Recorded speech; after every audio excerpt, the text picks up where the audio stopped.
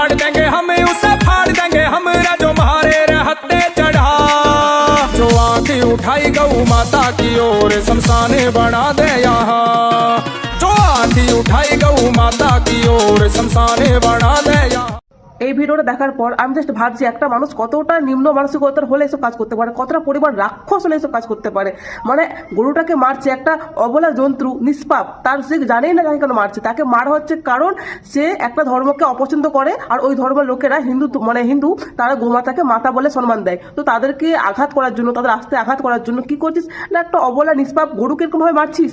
মানে একটু কোনো লাজ লজ্জা আছে? মানে করছিস আল্লাহ বল বা ভগবান বল, খুশি হচ্ছে? কেউ খুশি হয় না, কারণ কখনো কোনো উপরওয়ালা বলো ভগবান বলো কখনো তারা এইসব জিনিস প্রশ্ন দেয় না। মানে তুমি দেখো কি উপরওয়ালাকে বলো যে আমি ওদের রাস্তায় আঘাত দেওয়ার জন্য একটা অবলা পশুকে মেরেছি, তুমি কি ভাবছো উপরওয়ালা খুশি হবে? খুশি হবে না, কারণ উপরওয়ালা অনেক মহান হয় যে এইসব জিনিসগুলোকে প্রশ্রয় দেয় না।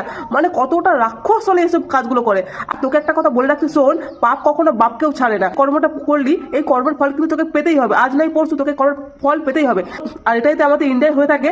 আমি সরকারের কাছে দাবি করবো এইসব নৃশংস মানুষকে কঠিনতর কঠিন শাস্তি দেওয়া হোক। মানে ভাবা যায় মানে কতটা নিচে নামলে ভাই। কোনো প্রাণীকে অহেতু বা কারোর আস্থা আঘাত দেওয়ার জন্য কোনো প্রাণীকে মারা উচিত নেই। সে গরু হোক, ছাগল হোক, ভেড়া হোক, অহেতু কারো আস্থা দেওয়ার জন্য এরকম ভাবে মারছিস। ছি, থু তোর জন্মে, থু তোর রক্তে, ছি, থু। মানে আর কিছু বলার নেই।